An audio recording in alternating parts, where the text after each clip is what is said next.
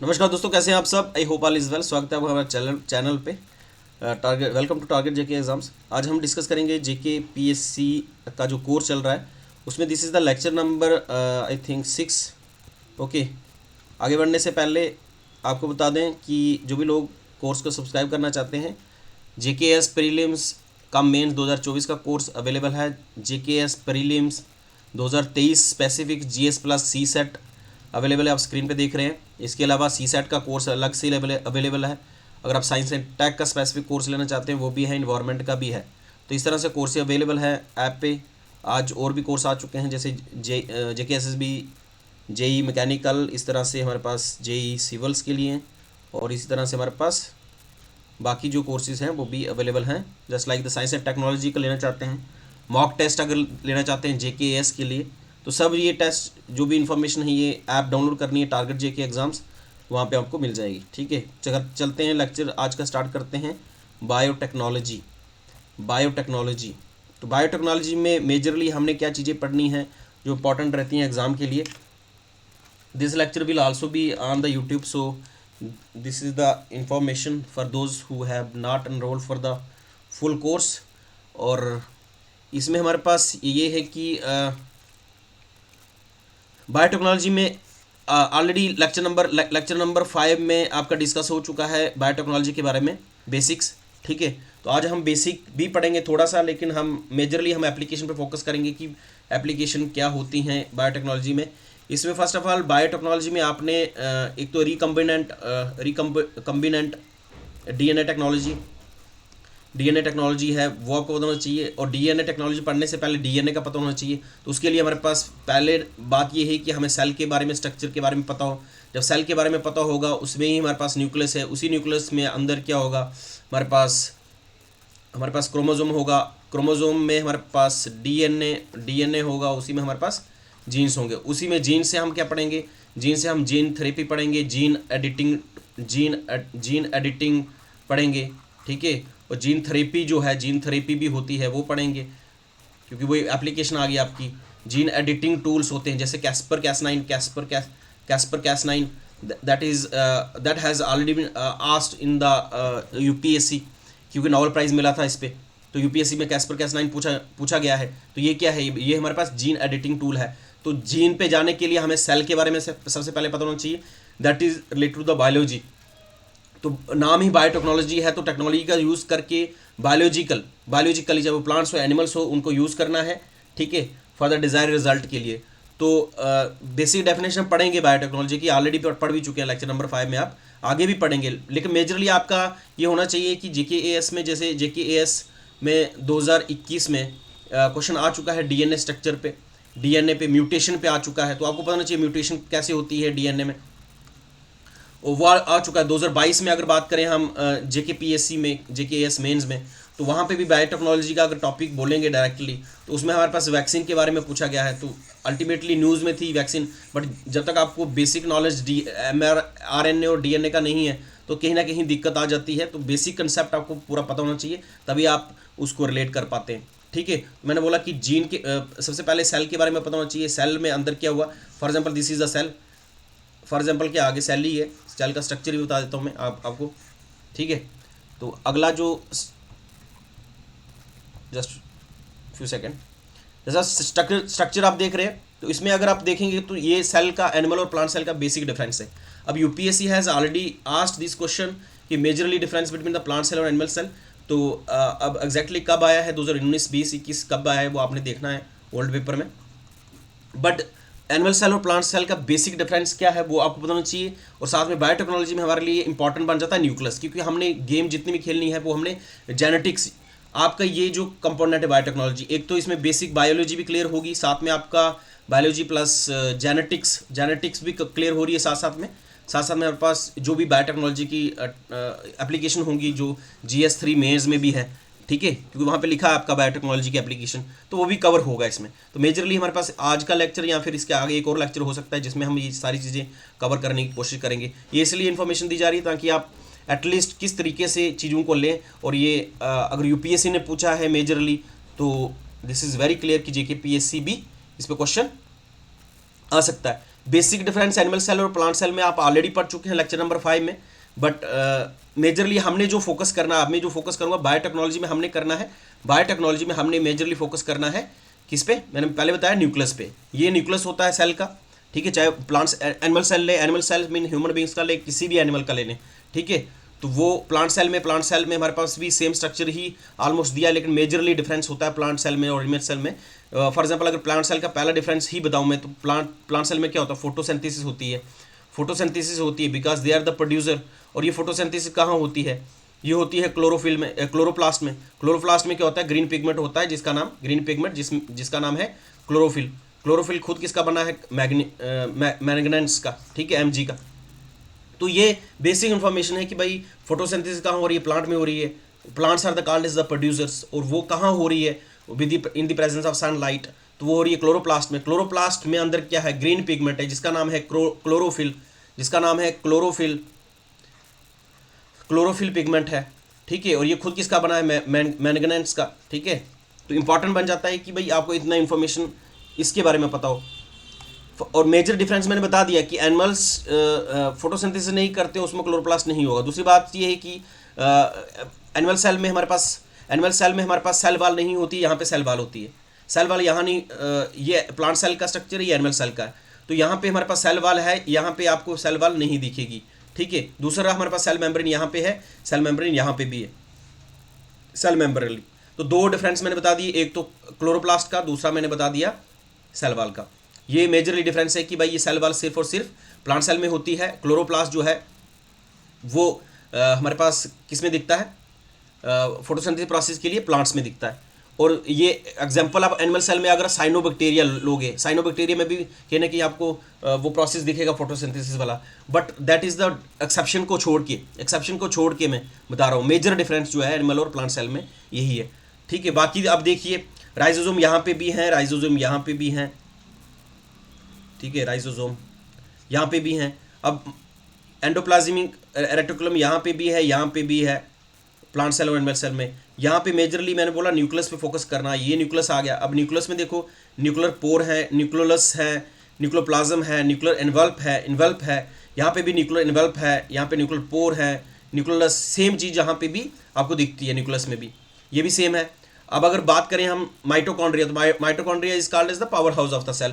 तो basic difference आपको पता होना चाहिए कि इनके फंक्शन क्या है, फंक्शन पे भी क्वेश्चन आ सकता है, क्योंकि ये मैंने अभी बताया आपको कि बायोटेक्नोलॉजी ही नहीं पढ़ रहे हम बायोलॉजी को भी साथ में लेके चल रहे हैं, जेनेटिक को भी साथ में लेके चल रहे हैं, बायोटेक्नोलॉजी को साथ लेके चल रहे हैं। तो तीनों कंपोनेंट को एक साथ ही लेके चल रहे हैं ताकि आपकी प्रेपरेशन उसी तरीके से हो।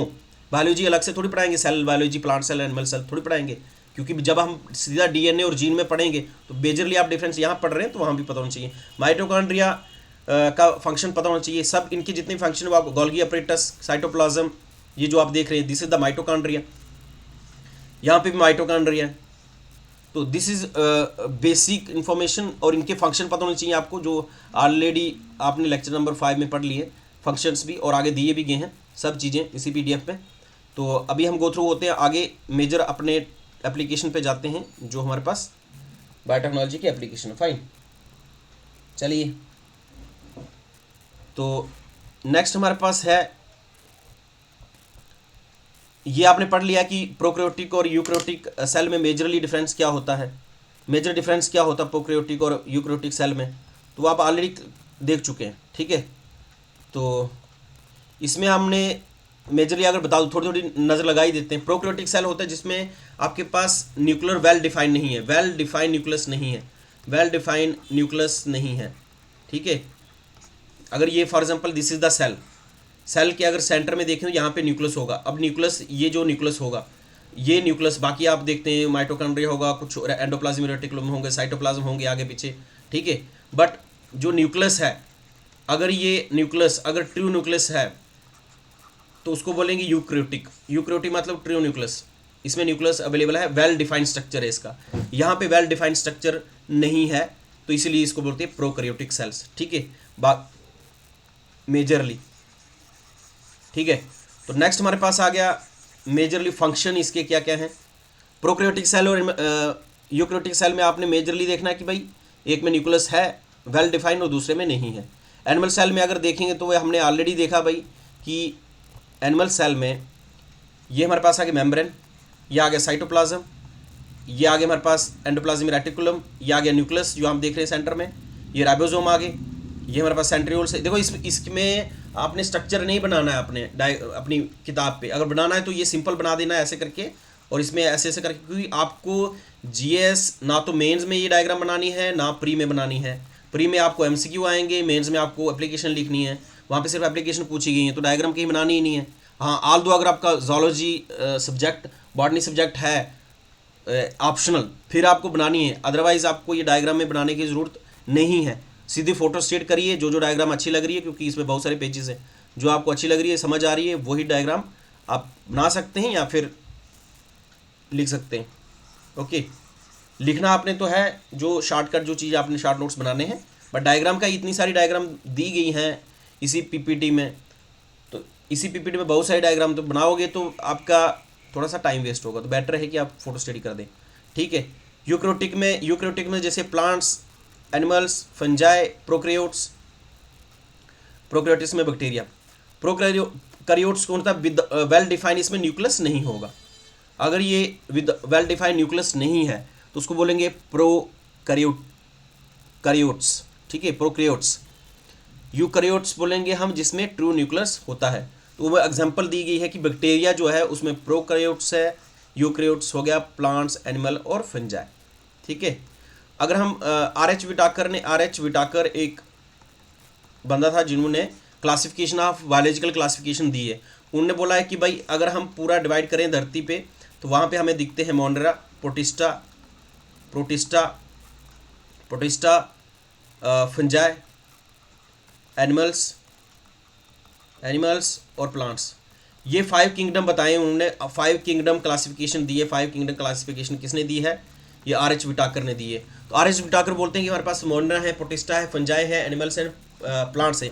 जो बैक्टीरिया है वो हमारे पास मोनेरा में आते हैं, MONER है। ठीक है, सॉरी फॉर अगर आपको प्रोनाउंसिएशन में थोड़ा लग रहा होगा। ठीक है, मोनेरा, प्रोटिस्टा, फंजाई या फंगस भी बोलते हैं। तो मेजरली हमारे पास इन्होंने दिया था, तो एग्जाम्पल आप होना चाहिए आपको कि भाई प्रोकैरियोट्स, यूकैरियोट्स की एग्जाम्पल कौन सी है। तो ये अगर बैक्टीरिया आया तो बैक्टीरिया हमारे पास कौन से किंगडम में आया, मोनेरा किंगडम में आया। प्लांट्स, एनिमल्स, ये हमारे पास यूकैरियोट्स आ गए। ठीक है सबका क्या है, कॉमन एंसेस्टर। तो this is centrioles is unique to the animal cell. ये भी एक एक्स्ट्रा इन्फॉर्मेशन मिली आपको। बाकी ये चीज़ें आपने ऑलरेडी पढ़ी हैं तो देख सकते हैं आप। ठीक है, तो चलिए आगे मेजरली क्या क्या चीज़ें हैं। नेक्स्ट हमारे पास आगे रहता है कि भाई ये भी सेम स्ट्रक्चर दिया गया है। मेजरली में बार बार डायग्राम इसलिए डाली गई हैं ताकि आप मेन जो चीज़ है वहाँ पे हम आ पाएँ, ताकि आपको बार बार वो चीज़ समझ आए कि हम एनिमल सेल स्ट्रक्चर में डीएनए वगैरह पढ़ने जा रहे हैं। तो प्लांट सेल में भी न्यूक्लियस है और एनिमल सेल में भी है। मेजर डिफरेंस बता दिया हमने। जैसे देखिए न्यूक्लियस यहाँ पे आप दिख रहे हैं, ये क्या है, पूरा ये न्यूक्लियस है। ठीक है, ये न्यूक्लियस है, न्यूक्लियस में हमारे पास आप ये देख रहे हैं स्ट्रक्चर, ये हमारे पास है क्रोमोसोम। क्या है, क्रोमोसोम। अब यही इसी के बारे में हमने मेजरली देखना है कि भाई क्या क्या है। ठीक है, डायग्राम ये बना सकते हैं, एक अच्छी डायग्राम है, ये तो बन भी सकती है, ये आप अपने के लिए बना सकते हैं। बाकी ये फंक्शन पढ़ने किस किस का, ऑर्गेनल का क्या क्या फंक्शन है। जैसे माइटोकॉन्ड्रिया को क्या बोला जाता है, powerhouse of the cell बोला जाता है। न्यूक्लियस का काम क्या है भाई, न्यूक्लियस का काम क्या है, part of cell that direct all the function of the cells and contain DNA for replication and differentiation. ठीक है, तो इसमें हमारे पास ये काम है इसका। Mitochondria is also called as the powerhouse of the cell, powerhouse of the cell. बाकी जो डिफरेंस हैं बेसिक वो आपको लेक्चर नंबर 5 में भी दिखा है और अभी आप देख भी सकते हैं इस पीडीएफ में। चलिए आगे, अगला हमारे पास डायरेक्टली मेरा टारगेट है कि हम जीन पे और क्रोमोसोम पे कब पहुँचें। ठीक है, आगे बढ़ने से पहले मैं ये बता दूं कि जैसे for example this is the cell. अभी हमने सेल के बारे में देख लिया। अब उसी सेल में हमारे पास ये सेंटर में क्या आ गया, न्यूक्लियस आ गया। अब इस न्यूक्लियस में अगर देखेंगे, ये न्यूक्लियस है, न्यूक्लियस में हमारे पास क्या होगा, मैंने अभी बताया कि इसमें क्रोमोजोम होंगे। अब यही क्रोमोजोम जो है स्ट्रक्चर इस तरह का आपको जो दिख रहा है structure, this is the chromosome. ठीक है, मैंने क्या बोला, सेल में न्यूक्लियस होगा, न्यूक्लियस में हमारे पास क्या होगा, क्रोमोजोम होगा। उसी क्रोमोजोम जो है उसका अगर हम छोटा सा पार्ट ले लें, उसको क्या बोलेंगे हम, डीएनए। ठीक है, और डीएनए का स्ट्रक्चर आपको जो है ये सामने दिख रहा है।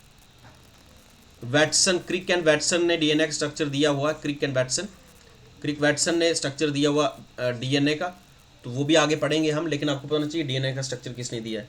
मेजरली सेल में हमारे पास न्यूक्लियस में हमारा ये आ गया, सेल में हमारे पास क्या आ गया, ये न्यूक्लियस आ गया सेंटर में।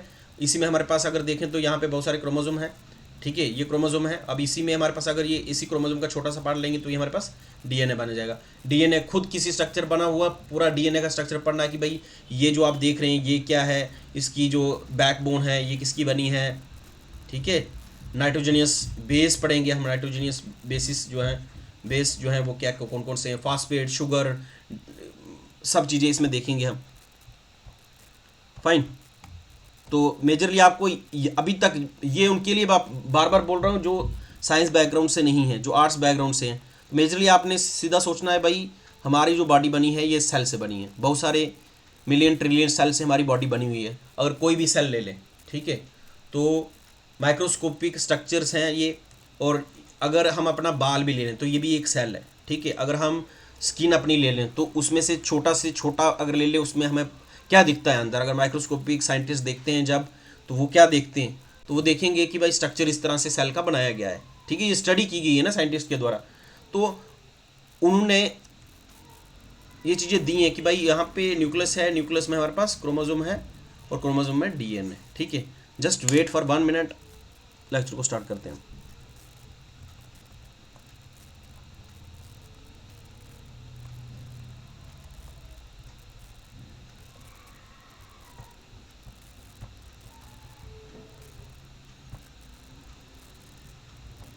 फाइन, तो हम डिस्कस कर रहे थे बेसिक। सो मेजरली हमारे पास क्या रहता है कि भाई जब भी आप इस तरीके से पढ़ेंगे कि सेल में न्यूक्लियस है, न्यूक्लियस में क्रोमोसोम है, क्रोमोसोम्स में डीएनए है, डीएनए में जीन है, तो आपके दिमाग में एक सीक्वेंस बैठ गया कि भाई हम सेल के बारे में डिस्कस कर रहे हैं। सेल में न्यूक्लियस होता है, न्यूक्लियस में हमारे पास सेल है, सेल में न्यूक्लियस होता है, न्यूक्लियस में हमारे पास क्रोमोसोम है। इस तरह से हमारे पास क्रोमोसोम क्या है, उसका ही एक फ्रेगमेंट अगर सेगमेंट ले लें, ठीक है, तो ये अगर इसका कोई सेगमेंट ले लें, फॉर एग्जांपल इतना सा सेगमेंट ले लें इसका, तो ये हमारे पास डीएनए आ गया। डीएनए जो है उसमें क्या है, जीन है, और यही जीन हमारे पास ट्रांसफ़र होते हैं। जैसे हमारे पास पेरेंट्स टू प्रोजनी जैसे बोलते हैं हम, मतलब हो गया माता पिता से जो आगे ट्रांसफ़र होते हैं करैक्टर वगैरह जो है, वो हमारे पास main role genetic material actually इसमें बोला जाता है। इसको क्या बोलते हैं, जेनेटिक मटेरियल। तो जेनेटिक मटेरियल ही हमारे पास अवेलेबल है डीएनए में। ठीक है, जेनेटिक मटेरियल ही अवेलेबल है हमारे पास डीएनए। तो की टर्म समझनी है जो आर्ट्स बैकग्राउंड से हैं, सिंपल सेल, सेल में न्यूक्लियस, न्यूक्लियस में क्रोमोसोम। अगर ये स्ट्रक्चर है क्रोमोसोम का, तो इसमें से अगर छोटा सा पार्ट ले लें वो हमारे पास डीएनए। डीएनए में फर्दर जीन्स होते हैं, जीन्स कैरी करते हैं characters from parents to offspring. अब उसी में एक कंसेप्ट ये भी होता है कि जैसे लेट अस टेक एग्जांपल कि जैसे बच्चा पैदा होता है, ठीक है, तो उसमें क्या है, सेल कौन सा इम्पॉर्टेंट है कि कौन सा सेक्स सेल है और दूसरा वाला कौन सा सेल है। जैसे फॉर एग्जांपल हमारे पास सोमैटिक सेल होते हैं, जैसे ये हमारे पास फीमेल आ गई, ठीक है, फीमेल, ये हमारे पास मेल। तो मेल में हमारे पास एक्स और वाई क्रोमोसोम होते हैं, यहाँ पे फीमेल में हमारे पास एक्स क्रोमोसोम होते हैं। ठीक है, ये हमारे पास जेनेटिक्स की बात कर रहा हूँ मैं। जेनेटिक्स में हमारे पास ह्यूमन बींग्स में हमारे पास कितने क्रोमोसोम होते हैं, 23 पेयर्स।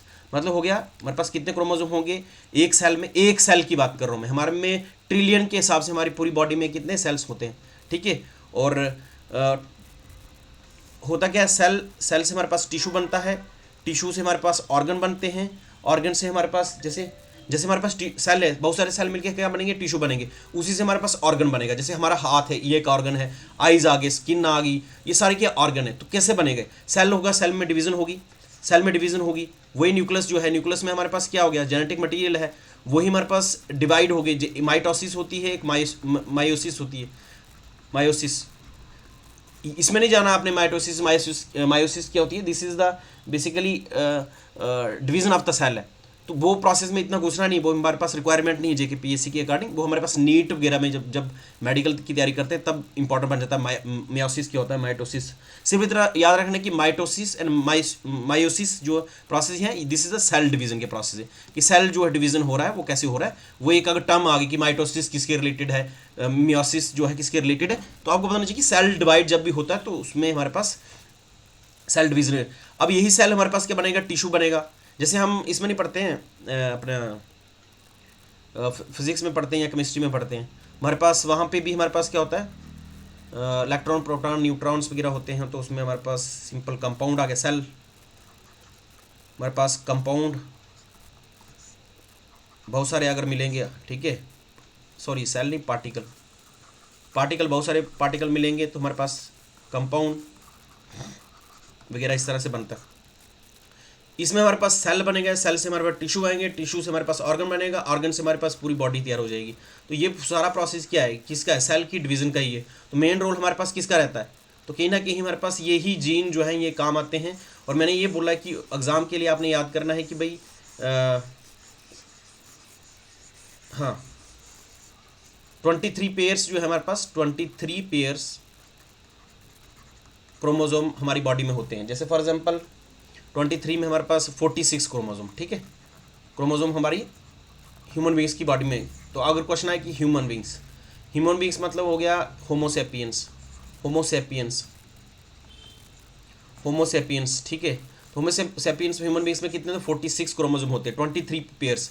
इसमें से भी 1 पेयर जो है वो हमारे पास सेक्स क्रोमोजोम होता है। क्या होता है, सेक्स क्रोमोजोम इंपॉर्टेंट है। बाकी 22 क्या है हमारे पास, बाकी हमारे पास ऑटोजोम, या फिर हम बोल सकते हैं, जैसे अगर आगे टर्म हम यूज़ करेंगे वहाँ पे यही जो 22 सेल होते हैं, ये हमारे पास स्टेम सेल टेक्नोलॉजी आगे पढ़ेंगे हम, वहाँ पे इसको यूज़ करेंगे, स्टेम सेल टेक्नोलॉजी, ठीक है। वहाँ पे इंपॉर्टेंट बन जाते हैं कि स्टेम सेल टेक्नोलॉजी में हम कौन सा सेल यूज़ करते हैं।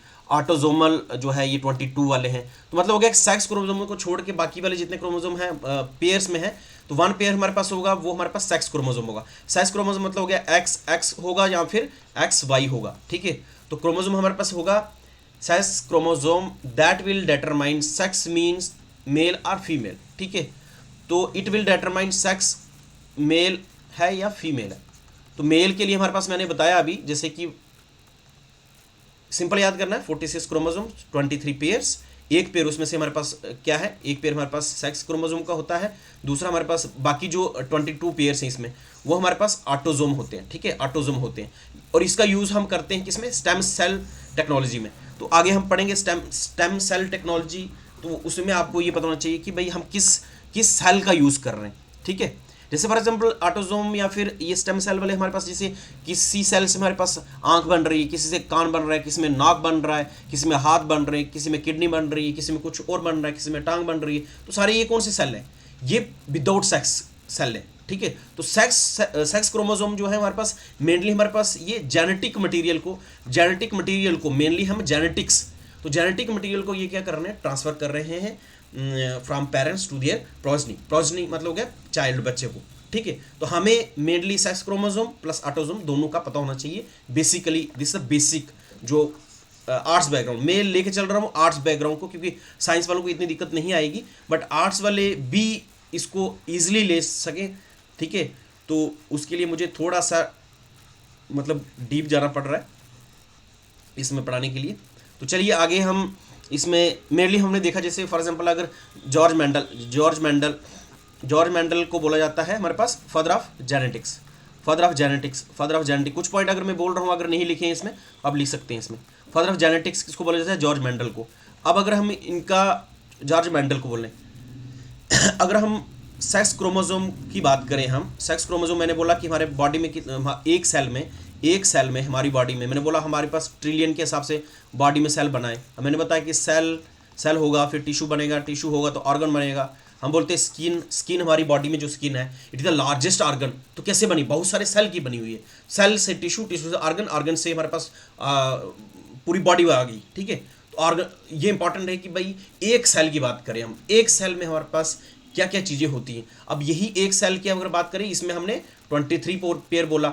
अब इस 23 पेयर में से, मतलब 23 पेयर मतलब हो गया 2 जोड़े यार, ठीक है ना।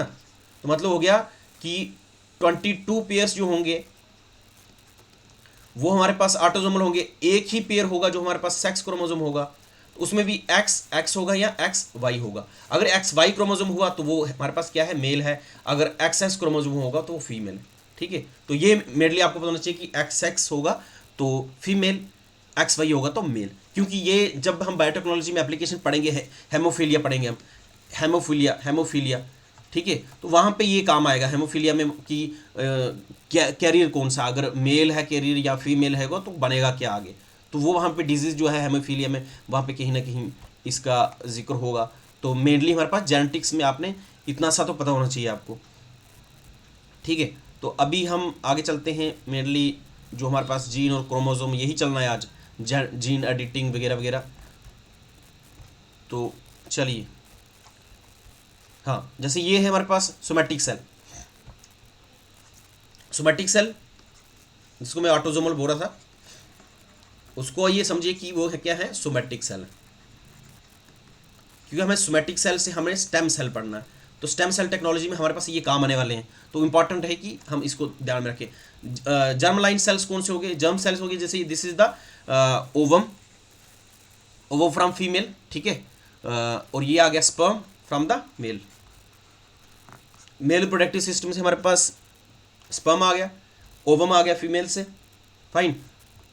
जब ये हमारे पास ओवम प्लस स्पर्म मिल जाएंगे, अब दोनों में क्या है? मैंने बताया कि यहाँ पे हमारे पास जर्म लाइन सेल्स कौन से होते हैं? Like the egg cells and sperm cell which pass on genetic modification to the next generation.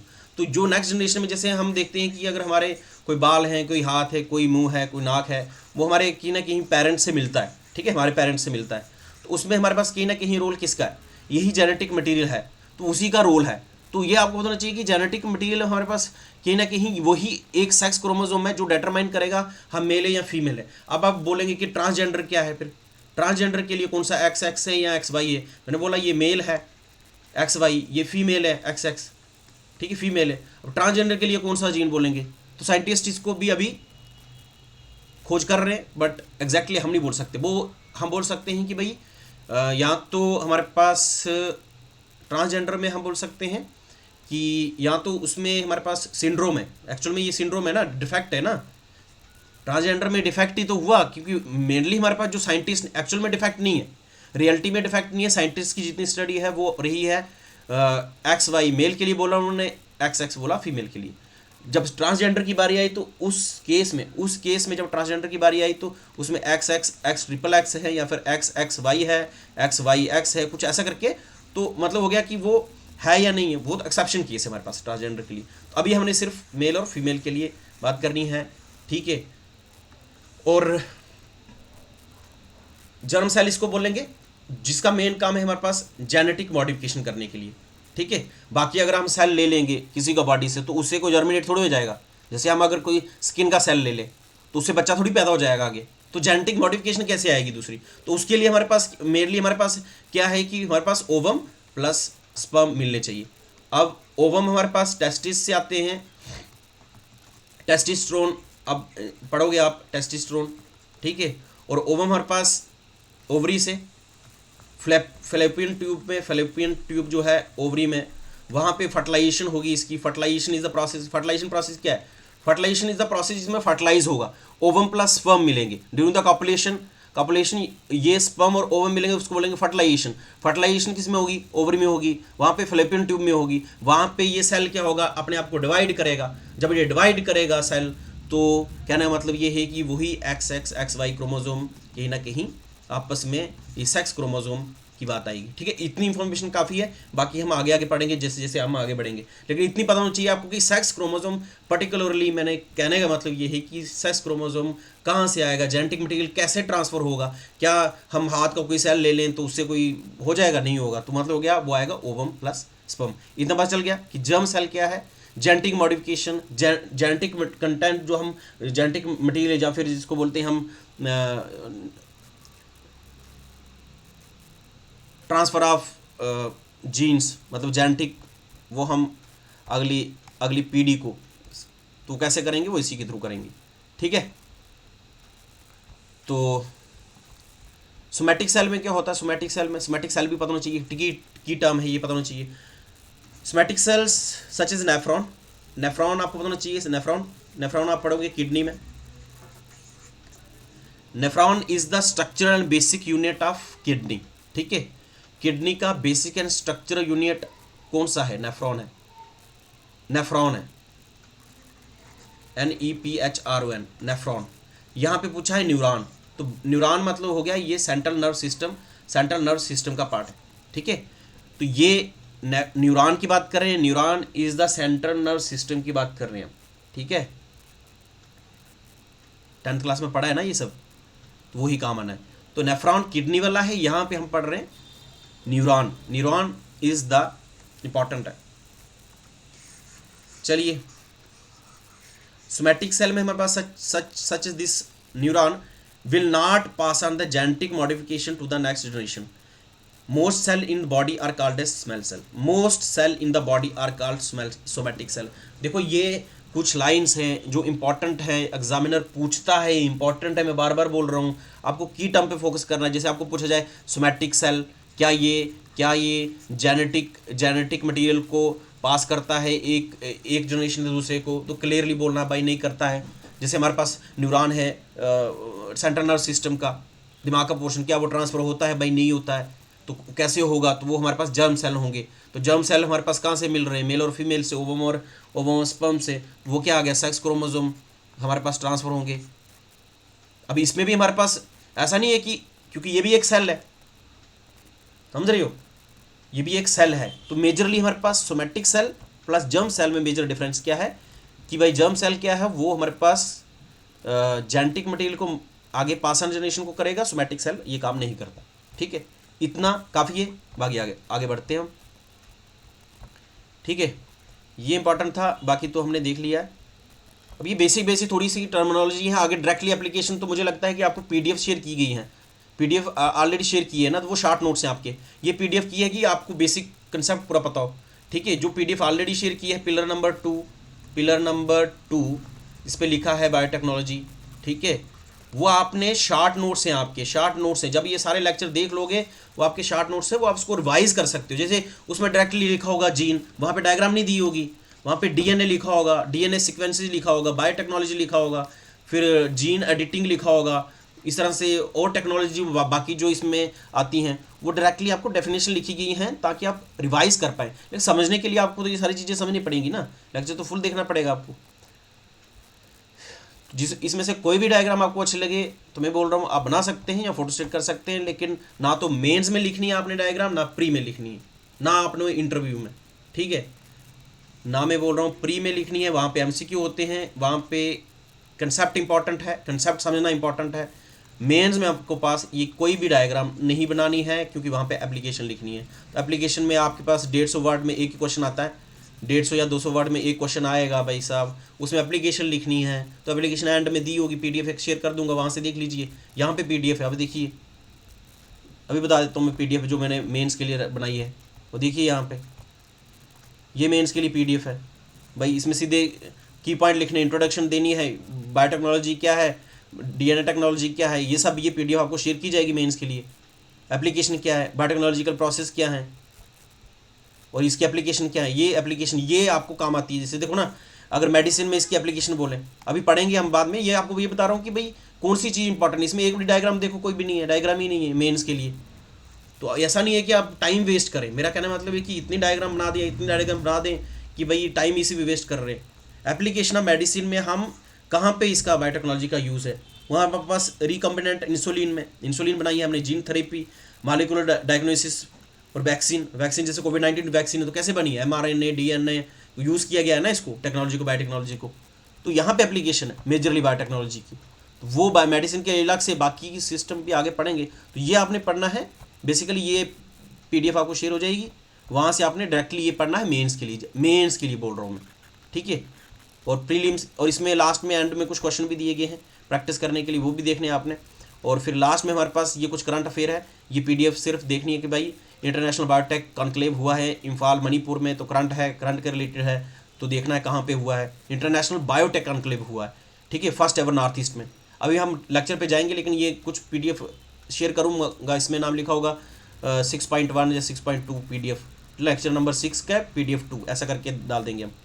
लेकिन इसमें एक बार गो थ्रू हो जाना। इसमें जैसे इसी में लिखा हुआ है ये कोविड-19 वैक्सीन, अब ये साइंस एंड टेक के रिलेटेड थी, ठीक है। तो इसमें India has develop 4 indigenous vaccine, कौन कौन से नाम हैं, ये सारी वैक्सीन के नाम पता होना चाहिए आपको। ये खुद पढ़ने हैं आपने, ये मैं मेजरली बता रहा हूँ, PDF शेयर हो जाएगी आपको, तो फिर आप सोचेंगे पढ़ना क्या है इसमें। ये प्री के लिए पढ़ना है 4 वैक्सीन जो नाम है, बाकी ये मेंस के लिए इसमें PDF जो भी है। और एथिकल कंसर्न क्या रहते हैं बायोटेक्नोलॉजी को लेके, जैसे जेनेटिकल मॉडिफाइड ऑर्गेनिज्म है या कुछ है। इस तरह से बायोटेक्नोलॉजी पार्क बनाए गए हैं, biotechnology department of biotechnology ministry under the science and technology. 9 park बनाए गए हैं इंडिया में। फॉर एग्जांपल जम्मू कश्मीर में एक पार्क बनाया है जिसका नाम है industrial biotech park in Jammu and Kashmir, जो बनाया गया है हमारे पास शायद से कठुआ में बनाया गया है, ठीक है। हाँ, कठुआ में बना है, ये कठुआ में है, industrial biotechnology park Jammu and Kashmir Kathua में, ठीक है। तो ये साइंस एंड टेक का पोर्शन आया कि 9 बायोटेक पार्क बनाए गए हैं। इसके अलावा कॉन्क्लेव हुई है इंटरनेशनल लेवल पे इम्फाल मणिपुर में, ठीक है। तो उसमें आउटपुट क्या रही, PIB का डेटा है उसमें, तो वो आपने डायरेक्टली देखना है, एक बार गो थ्रू हो जाना है ये। और इसके पीछे जो है वो प्री का है पोर्शन, बाकी पीछे वो मेंस का है। वहाँ पे एथिकल कंसर्न क्या है, जैसे जेनेटिकली मॉडिफाइड क्रॉप्स अगर बना रहे हैं बायोटेक्नोलॉजी को यूज़ करके, कल को हम इंसान भी तो बना सकते हैं, तो क्या नुकसान हो सकते हैं, क्या फ़ायदे हो सकते हैं, वो हमें इसमें PDF हमें आपको मिल जाएगा, ठीक है। बट अभी के लिए हम शिफ्ट हो जाते हैं अपने लेक्चर पे। चलिए, बेसिक स्ट्रक्चर ऑफ DNA। अब हम DNA का स्ट्रक्चर देखते हैं। हमने पढ़ लिया सेल के साथ न्यूक्लियस, क्रोमोसोम है और हमारे पास DNA है। तो अब अगर हम देखें स्ट्रक्चर DNA का, तो ये आपने देखना है, बार बार डायग्राम इसमें बताई गई हैं ताकि आपको दिमाग में बैठ जाए। एक सेल आ गया, सेल में क्या है हमारे पास, न्यूक्लियस, न्यूक्लियस में ये आप क्रोमोसोम देख रहे हैं, ये न्यूक्लियस सेल का, ये छोटा सा ये हमने लिया, बड़ा किया हमने इसको, ठीक है। ये हमारे पास न्यूक्लियस आ गया, न्यूक्लियस में हमने देखा भाई ये एक क्रोमोसोम है, इसको बोलते हैं सेंट्रोमर, मतलब हो गया ये ऐसे बना है ऐसे करके, ठीक है। ये जो पोर्शन है ये हमारे पास सेंट्रोमर है। ये पूरा इसका नाम क्या है, क्रोमोसोम। तो ऐसे करके इस सेल में कितने क्रोमोसोम हैं, एक सेल में कितने क्रोमोसोम है, तो मैंने बोला ह्यूमन बींग्स में 23 पेयर्स, ह्यूमन बींग्स में 23। होमोसैपियंस, ह्यूमन बींग्स का असली नाम क्या है, साइंटिफिक नाम होमोसैपियंस। होमो पहले इरेक्टस थे, फिर उसके बाद होमोसैपियंस बने, होमोसैपियंस, ठीक है। ये साइंटिफिक नाम है ह्यूमन बींग्स का। तो इसमें हमारे पास एक सेल अगर है उसमें कितने क्रोमोसोम होंगे, 23 होंगे, ठीक है, इतना समझ लिया। हम अब एक क्रोमोसोम को पकड़ के उसका DNA उसकी स्टडी करेंगे, तो उसको कैसे यूज़ करना है बायोटेक्नोलॉजी में, वो इंपॉर्टेंट है। अब इसको यूज़ क्यों करते हैं बायोटेक्नोलॉजी में, क्योंकि हमें वैक्सीन बनानी है, हमें मेडिसिन में यूज़ करना है, और इसमें कोई और एप्लीकेशन होगी वो यूज़ करना है। और बेसिक डेफिनेशन आगे पढ़ोगे आप आगे दी भी गई है इसमें, तो क्लियरली समझ आएगा कि वो एक्चुअल में क्यों कर रहे हैं हम, ठीक है।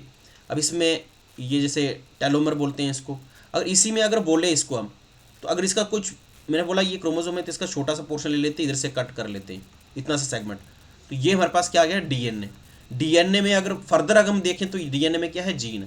तो क्या बोला मैंने, सेल में क्या आया, न्यूक्लियस, सेल में क्या आया, न्यूक्लियस में हमारे पास ये क्रोमोसोम है, कितने पेयर्स हैं, 23 पेयर्स होते हैं ह्यूमन बींग्स में। प्लांट्स और एनिमल्स में, अलग अलग एनिमल्स में अलग अलग वो होते हैं क्रोमोसोम, ठीक है। तो हमें सिर्फ अपने ह्यूमन बींग्स का पता होना चाहिए, ठीक है। इसमें से हमने देखा एक क्रोमोसोम में फर्दर क्या होता है, DNA में क्या होता है, जीन का काम क्या है, जो DNA का काम क्या है एक्चुअल में, जेनेटिक मटेरियल को ट्रांसफर करना यहाँ से वहाँ, ठीक है। इस जनरेशन से दूसरी जनरेशन में। अब इसी को अगर देखें यहाँ पे ये डायग्राम भी वेस सेम बनाई गई है। इसमें से अगर हमने न्यूक्लियस में से अगर हमने उठाया क्रोमोसोम को, क्रोमोसोम के आगे अगर हम ये चीज़ ले लें आगे, तो हमारे पास क्या आ गया, डीएनए का स्ट्रक्चर अगर देखें तो हमारे पास डीएनए, हिस्टोन इसकी प्रोटीन है। प्रोटीन क्वेश्चन आ सकता है कि हिस्टोन प्रोटीन, हिस्टोन क्या है, what is histone in the DNA. तो एग्जैक्टली अलग से भी आया, तो हिस्टोन क्या प्रोटीन है डीएनए में। इस तरह से हमारे पास जीन है, ये आप स्ट्रक्चर देख रहे हैं, जीन जो है वो खुद किसका, डीएनए स्ट्रक्चर खुद किसका बना हुआ है। जैसे न्यूक्लियोटाइड है, बेस पेयर कौन कौन से होते हैं, ये इंपॉर्टेंट है। बेस पेयर जैसे हमारे पास AGCT, एट गर्ल कॉलेज याद करना है आपने फार्मूला, एट गर्ल्स कॉलेज, हाँ, ATGC, एट गर्ल कॉलेज, ठीक है। एट गर्ल्स कॉलेज जो हो जाएगा वो याद हो जाएगा। तो डीएनए में कि हमारे पास क्या होता है, डीएनए में हमारे पास जो नाइट्रोजीनियस न्यूक्लियोटाइड बेस पेयर है, nucleotide important nucleotide base pair है, वो हमारे पास AGCT है, ठीक है। आरएनए में क्या होगा, वहाँ पे एक जो है वो न्यूक्लियोटाइड अलग होता है आरएनए में, ठीक है, वो आपने ऑलरेडी पढ़ा है, ठीक है। तो ये अभी तक न्यूक्लियोटाइड, ये सारी चीज़ें समझ आ गई आपको। तो चलिए आगे बढ़ते हैं हम, आगे हो सकता है कि इसमें एप्लीकेशन हम ऐड ना कर पाएँ, एक बार आपने PDF को गो थ्रू हो जाना है। अभी जितना हो सकता है उतना लेक्चर ख़त्म करेंगे, जो रह जाएगा तो वो अगले लेक्चर में पढ़ेंगे।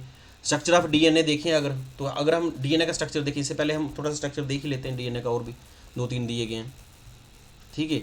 ये भी उसी तरह से दिए गए हैं ताकि आपको क्लियरली समझ आए, ठीक है। अब देखिए इधर यहाँ पे ये आप कीड़े देख रहे हैं जो ऐसे ऐसे करके टेढ़े मेढ़े, ठीक है। Cell with nucleus containing chromosome, ठीक है, सिंपल लाइन। फिर लिखा है chromosome containing coiled DNA molecule, ठीक है। डीएनए मॉलिक्यूल किसमें, सेल में हमारे पास न्यूक्लियस में हमारे पास क्रोमोसोम, क्रोमोसोम में क्या है, डीएनए। अब ये हमारे पास अगर इसका छोटा सा फ्रैगमेंट लेंगे, हमारे पास जीन आ गया, gene a short section of DNA. Chromosome में क्या है, डीएनए। अगर यही डीएनए का स्ट्रक्चर अगर ऐसे करके ड्रा करेंगे हम, ठीक है, तो अगर यही हम डीएनए का स्ट्रक्चर ड्रा करें हम, तो ये डबल हेलिकल स्ट्रक्चर है, हेलिक्स स्ट्रक्चर जो दिया था किसने, वैटसन ने दिया है। और यही अगर इसकी कोई सेगमेंट उठा दें तो उसमें हम बोलेंगे ये दिस इज द जीन, ठीक है। तो चलिए आगे देखते हैं। तो अगर जैसे दो है ना, दो तो एक क्रोमाटिन भी बोलते हैं, तो पता होना चाहिए आपको। सारी इसलिए डायग्राम 3-4 दी गई हैं ताकि आपको क्लियरली पता चले भाई कि है क्या। Cell, nucleus, chromosome, DNA, gene. Sequence में भी आए भाई कैसे होता है।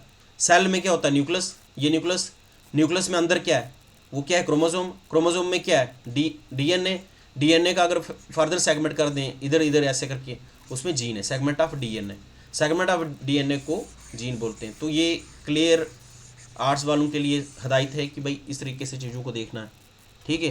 क्योंकि अगर ये देखोगे बेसिक क्लियर हो जाएगा, आगे एप्लीकेशन में कोई दिक्कत नहीं आएगी, क्योंकि एप्लीकेशन इतनी मुश्किल नहीं होती हैं एज़ कम्पेयर टू ये। अगर हम ये देखें, ये आपने ऑलरेडी भी पढ़ लिया शायद से, तो इसमें हमारे पास न्यूक्लियोटाइड क्या होता है,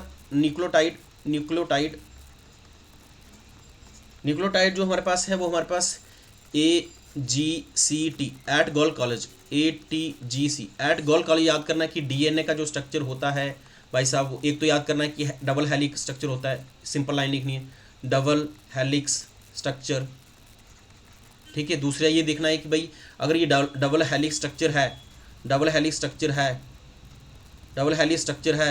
तो ये हमारे पास ये जो आप देख रहे हैं साइड पे, ये फास्फेट, ये शुगर, ये बैकबोन है। तो बैकबोन किससे बनी होती है, ये क्वेश्चन भी इंपॉर्टेंट है, ये यूपीएससी में पूछा जाता है। फॉर एग्जांपल CAPF वगैरह में, तो कब JKPSC में पूछा जाए हमें नहीं पता ना, बेसिक से पूछ सकते हैं, एप्लीकेशन से पूछ सकते हैं, तो हमें सब तरीके से स्ट्रांग रहना है। तो सिंपल याद करना है कि भाई ये फास्फोरस, ये सल्फेट, ये क्या है, बैकबोन किससे बनी है, डीएनए की बैकबोन। ये स्ट्रक्चर किसका है, डीएनए का स्ट्रक्चर है।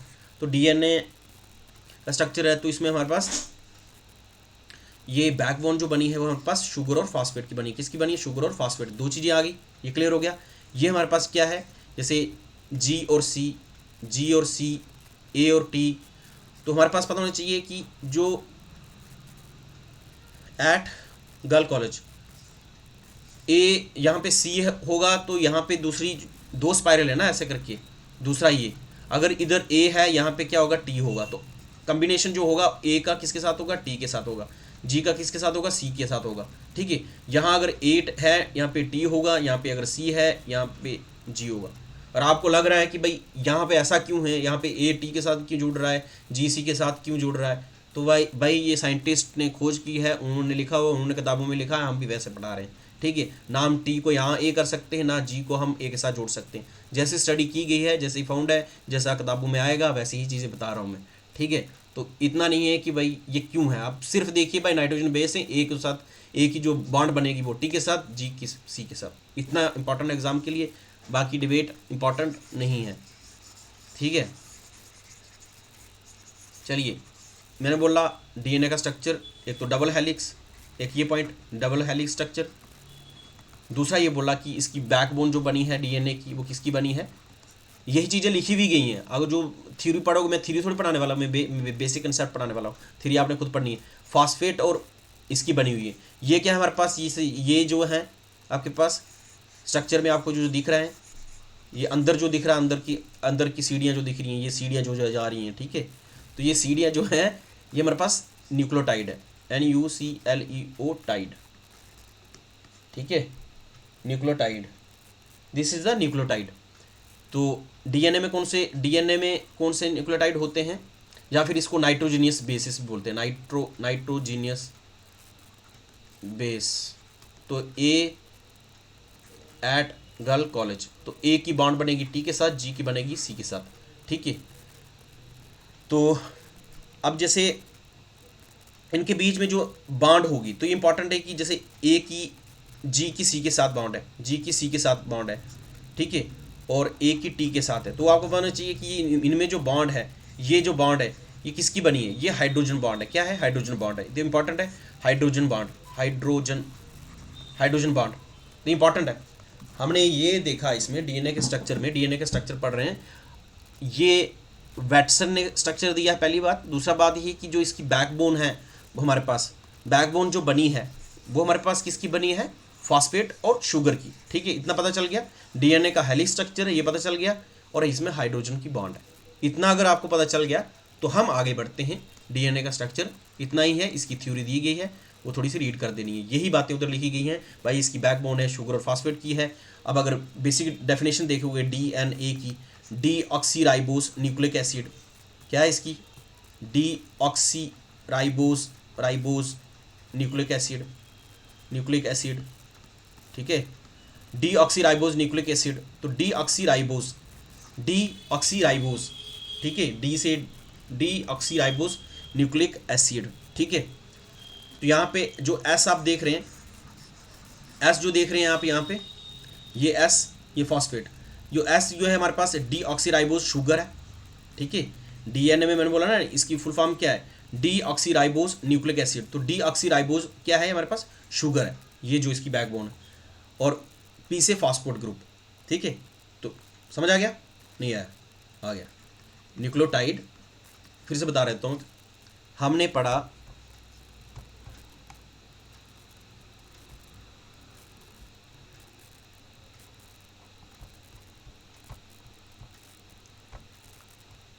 हम देख रहे थे भाई सेल में न्यूक्लियस में क्रोमोसोम, डीएनए और जीन। हम डीएनए को स्टडी कर रहे हैं कि भाई इस डीएनए में क्या है, क्योंकि हम DNA technology, recombinant DNA technology और बायोटेक्नोलॉजी पढ़ने वाले हैं, कि उसमें हम स्पेसिफिक स्टडी कर रहे हैं। उसमें अब एक साइंटिस्ट या फिर जो भी बोल रहे हो आप, बायोलॉजिस्ट, जोलॉजिस्ट जो भी हैं, उन्होंने स्टडी की है जिसका नाम है क्रिक वैटसन। उन्होंने स्ट्रक्चर दिया है डीएनए का, वो स्ट्रक्चर जो दिया है हमें उसी को पढ़ रहे थे। ठीक है, और उसमें अगर स्पेसिफिक अगर बोल रहे हैं यहाँ पे, अगर ये स्ट्रक्चर भी देख सकते हैं। ठीक है, तो डीएनए और आरएनए में बेसिक डिफरेंस आपको पता चल गया। डीएनए का ये स्ट्रक्चर है, ये है डबल हेलिक्स स्ट्रक्चर। ठीक है, और आरएनए में है राइबोज न्यूक्लिक एसिड। ठीक है, इसकी फुल फॉर्म यहाँ पे सिंगल स्ट्रैंड दिख रहा है आपको, single strand, single strand structure दिख रहा है आपको इसका, ठीक है। बाकी क्या है यहाँ पे देखो नाइट्रोजनियस बेस जो है, यहाँ पे एडिनाइन, टी से थाइमीन, जी से ग्वानिन, सी से साइटोसिन, ठीक है। तो ये हमारे पास क्या है, नाइट्रोजीनियस बेस, नाइट्रोजीनियस बेस। ये कहाँ पे, ये हैं, ये एक दूसरे से जुड़े हुए हैं, ये दो बांड जो अलग अलग दिख रही है ना, अलग अलग कलर की, तो अलग अलग नाइट्रोजनस बेस जुड़े हुए हैं, ठीक है। तो मतलब हो गया दो डंडे हैं यहाँ पे, ये सीढ़ियाँ बनाई हैं, ये सीढ़ी बनी हुई है, ये दो डंडे हैं, एक इधर से जुड़ रहा है एक इधर से, इसका नाम दे दिया भाई नाइट्रोजन बेस। ए जुड़ेगा टी के साथ, ठीक है, और जी जुड़ेगा सी के साथ, बस ये दो दो डंडे हैं। इतना ही याद करना अपने आर्ट्स वालों के लिए, ठीक है। बाकी इतना, बाकी ये जो साइड साइड पे जो देख रहे हैं आप साइड साइड पे, तो ये हमारे पास क्या बनी है, बैकबोन है, वो बनी है शुगर प्लस फॉस्फेट की, ठीक है। इतना क्लियर हो गया। अब मेजरली डीएनए और आरएनए में क्या अंतर है, बेसिकली यहाँ पे नाइट्रोजनस बेस बाकी सेम है। डीएनए में क्या होता है कि भाई डबल स्टैंडर्ड हेली स्ट्रक्चर होता है, आरएनए में हमारे पास सिंगल स्टैंडर्ड, जो शक्ल से भी आप दिख रहा है कि भाई सिंगल सीडी दिख रही है जो, ठीक है, ये सिंगल है, ये डबल है। दूसरा ये है कि नाइट्रोजनस ऑफ निक्लो बेस या फिर निक्लोटाइड भी बोलते हैं आप इसको, निक्लो बेसिस ऑफ डीएनए और यह निक्लो बेसिस ऑफ आरएनए। यहाँ पे ए जी सी टी कफ ए जी सी एट गर्ल्स कॉलेज। ए से हमारे पास एडिनाइन, टी से हमारे पास थाइमिन, जी से हमारा ग्वानिन और सी से हमारा साइटोसिन। ये स्ट्रक्चर कोई याद करने की जरूरत नहीं है, जितने भी हैं सिर्फ नाम पता होना चाहिए, ए से क्या नाम है, टी से क्या है, जी से और सी से पूरा ये वाला, ये तो पता होना चाहिए कि डबल हेलिक्स है, बट ये पूरा देखने लग जाओगे केमिस्ट्री, भाई इतनी केमिस्ट्री इंपॉर्टेंट नहीं है पीएससी के लिए, ठीक है। देखना है देख सकते हैं, बट कहने मतलब ये इसलिए रखा गया कि ताकि अगर एग्ज़ाम में हमारे पास नहीं आएगा तो हमने उतना क्यों देखना है चीज़ें, ठीक है। लेकिन हमारे पास इसका स्ट्रक्चर थोड़ा सा पता होना चाहिए कि भाई ये किस तरीके का स्ट्रक्चर होता है डीएनए का और आरएनए का कितना होता है, ठीक है। ये स्ट्रक्चर देखने नहीं कि ये इसलिए बताया कि एडिनाइन का फार्मूला क्या है, ग्वानिन का क्या फार्मूला है केमिस्ट्री में, ठीक है। यहाँ पे रिप्लेस करते हैं ए टी जी सी, यहाँ पे ए टी जी सी,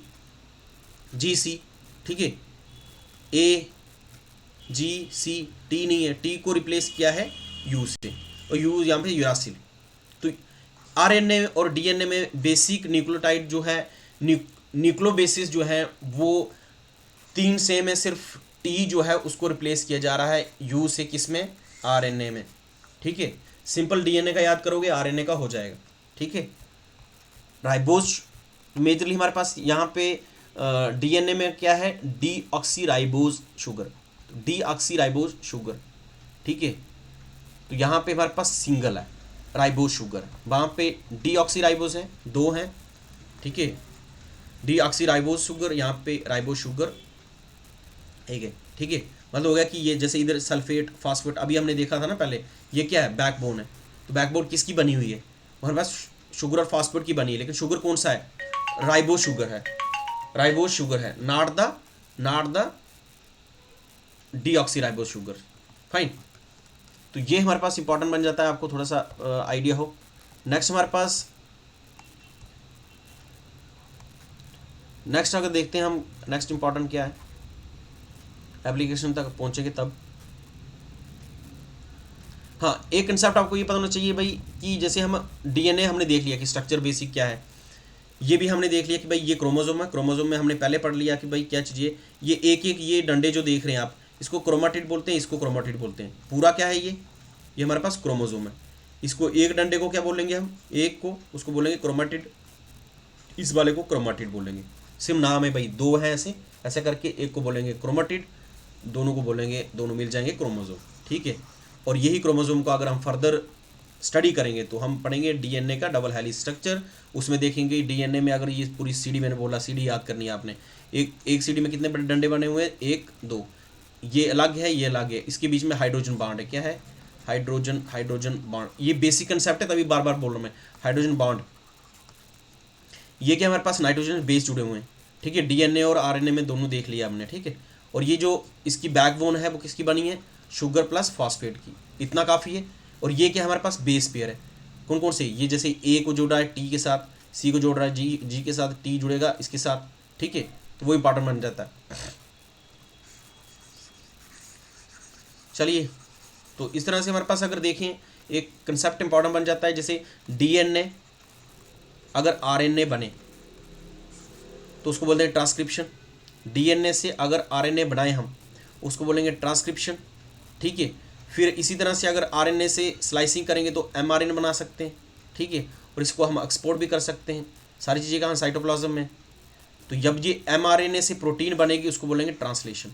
क्या बोलेंगे, बेसिक कंसेप्ट क्या है, इसमें आगे डेफिनेशन दी होगी। ट्रांसक्रिप्शन बेसिकली डीएनए की डिवीजन को हम बोलेंगे, ठीक है, डीएनए,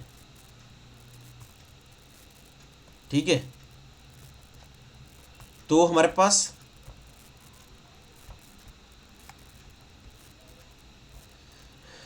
फाइन, तो ट्रांसक्रिप्शन प्लस ट्रांसलेशन, थोड़ी सी डेफिनेशन आपको क्लियर होनी चाहिए। नेक्स्ट हमारे पास आ गया what is gene. Gene is a basic unit of heredity in the living organism. Gene hold the information to build and maintain cell and pass genetic traits to the offspring, ठीक है। ये छोटा सा gene है। Gene are the segment of DNA. Each DNA contain information about the certain traits, ठीक है। और protein visible, जैसे फॉर एग्जांपल ये देखिए, ये जीन है, जैसे फॉर एग्जांपल ये पूरा, ये हमारे पास क्रोमोजोम हो, क्रोमोजोम में हमारे पास अगर छोटा सा स्ट्रक्चर लेंगे जीन। अब हो सकता है कि भाई जीन क्या है, एक्चुअल में कुछ सेगमेंट है डीएनए का। A gene contains certain traits, कुछ करेक्टर होंगे उसमें। Genes are transcribed and translated by the cell to make proteins. Protein create visible phenotype. Example देखें, जैसे one gene might code for eye colour. Eye का colour कैसे होगा, blue होगा, रंगीन होगा, कैसे होगा, वो डिपेंड करेगा कि आपका जीन कैसे हो, ठीक है। एक जीन वैसा भी हो सकता है जो आई कलर का हो, एक जीन ऐसे भी हो सकता है जो नाक के लिए हो, एक जीन ऐसे भी हो सकता है भाई बाकी चीज़ों के लिए। तो ये इंपॉर्टेंट है। Gene is used by cells to make protein which create green pigment in our eyes, ठीक है। ये थोड़ा सा जीन का भी आ गया हमारे पास। चलिए अभी आगे हाई टेक्नोलॉजी पे जाने वाले हैं हम थोड़ी देर में। बेसिक फंडा तो पता होना चाहिए। चलिए बेसिक कंसेप्ट में अगर आप देखेंगे, बेसिक कंसेप्ट में अगर आप देखेंगे तो let me check once, recording हो भी रही है। यस,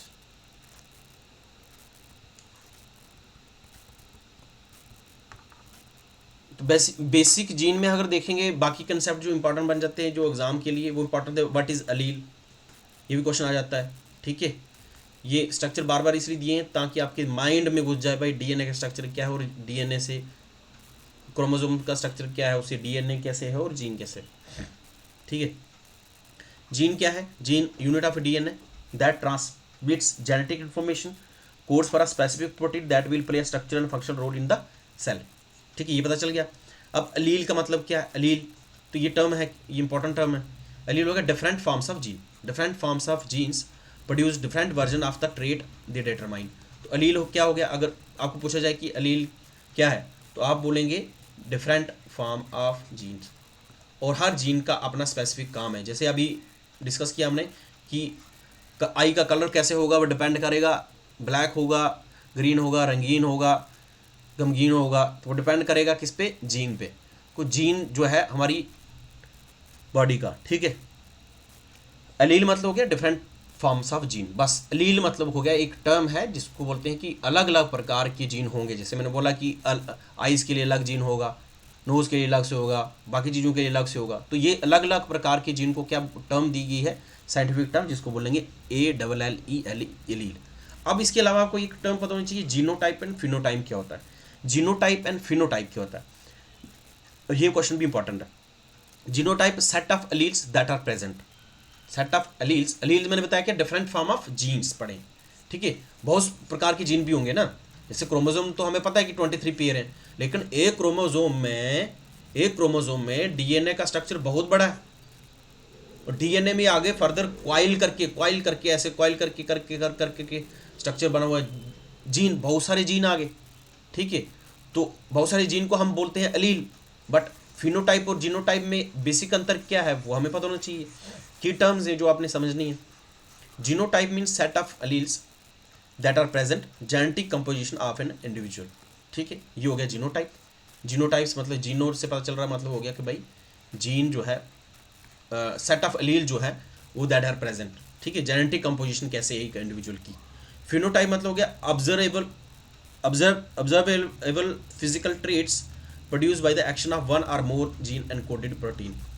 तो कोई जीन है उसमें एनकोडेड प्रोटीन जो है, प्रोटीन है वो स्पेसिफिक फिजिकल ट्रेट प्रोड्यूस जो कर रहा है, ठीक है, वो आ गया हमारे पास फिनोटाइप। जीनोटाइप मतलब हो गया सेट ऑफ एलील जो डिफरेंट फॉर्म ऑफ जीन जो है उसी को बोला एलील, ये प्रेजेंट है उसको बोलेंगे जीनोटाइप। वो काम क्या कर रहे हैं, उनका ट्रेट हमें क्या दिख रहा है, ठीक है, उनमें क्या एनकोडेड प्रोटीन में क्या फंक्शन है उसका, उसको बोलेंगे फिनोटाइप। ये काम आएगी आगे आपको कि कौन से जीन का क्या काम है, तभी तो हम उसको चेंज कर पाएंगे ना। जैसे फॉर एग्जाम्पल किसी को कैंसर है तो हमें कैसे पता चलेगा कि साइंटिस्ट को कैसे पता चलेगा कि यही सेल जो है वो हम इसको चेंज करना है, समझ रहे हो ना। अगर हमें आगे पढ़ेंगे हम जीन एडिटिंग टेक्निक कि हम जीन को भी चेंज कर सकते हैं। अगर कोई डिफेक्टेड जीन है, ठीक है, और ये डिफेक्टेड जीन को अगर हमने चेंज करना है, साइंटिस्ट ने चेंज करते हैं, जीन एडिटिंग टूल का यूज़ करते हैं, खासकर कैस9 टेक्निक का यूज़ करते हैं, ठीक है। तो वहाँ पे आपको ये पता होना चाहिए भाई इसका जीन का जो ये प्रोटीन या फिर हम न्यूक्लियोटाइड बोलते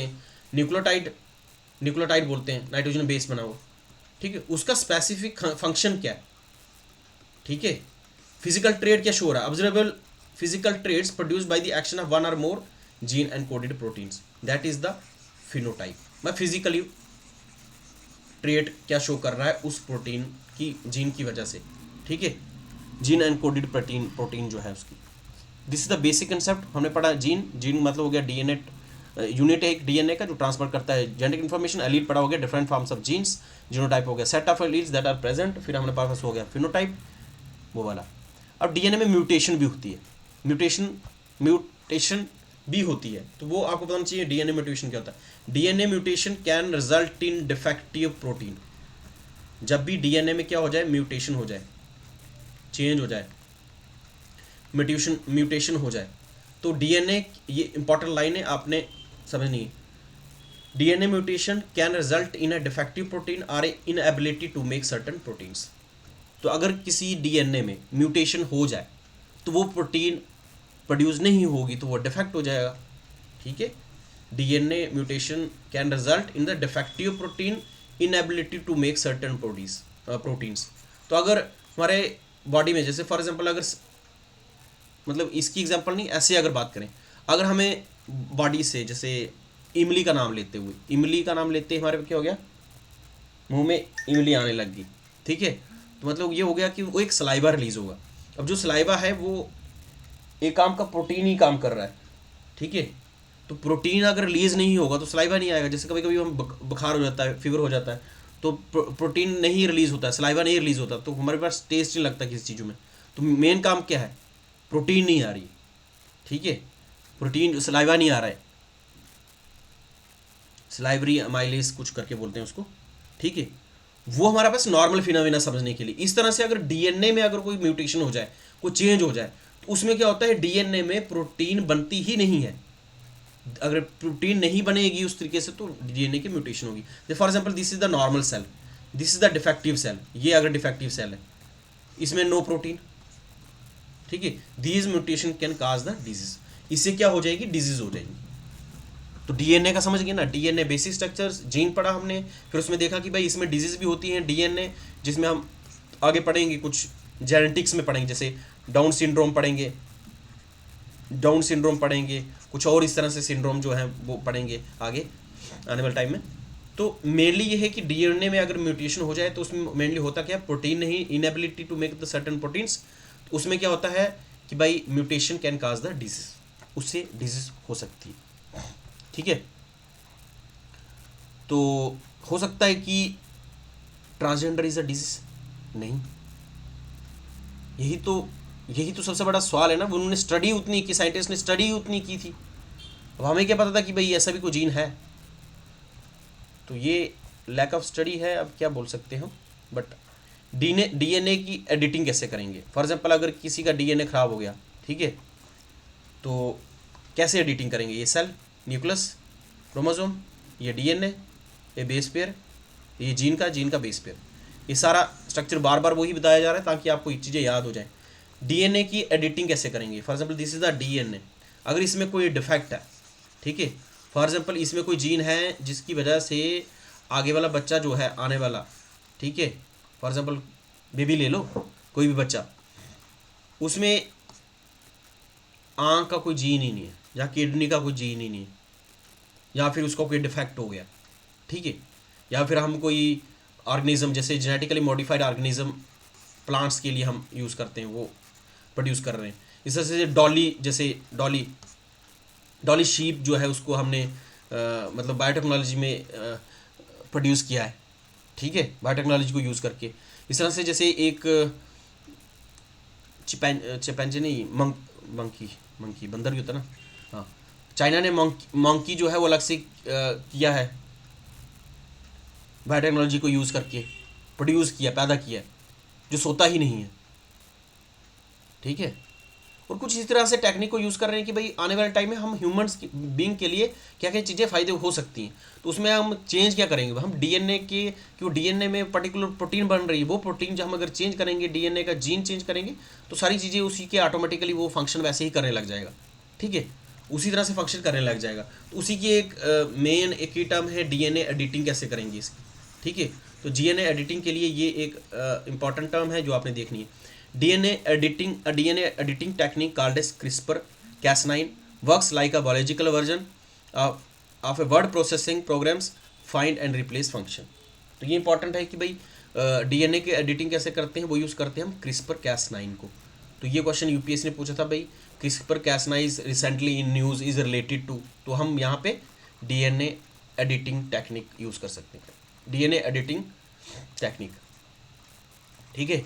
तो ये हमारे पास क्या है, डीएनए एडिटिंग टेक्निक है CRISPR-Cas9, जिसमें हम डीएनए को एडिट कर सकते हैं, ठीक है। लेकिन साइंटिस्ट करेंगे ना, जो लोग इनको जानते हैं, हमारे और आप जैसे थोड़ी करेंगे, ठीक है, हम तो सिर्फ पढ़ रहे हैं।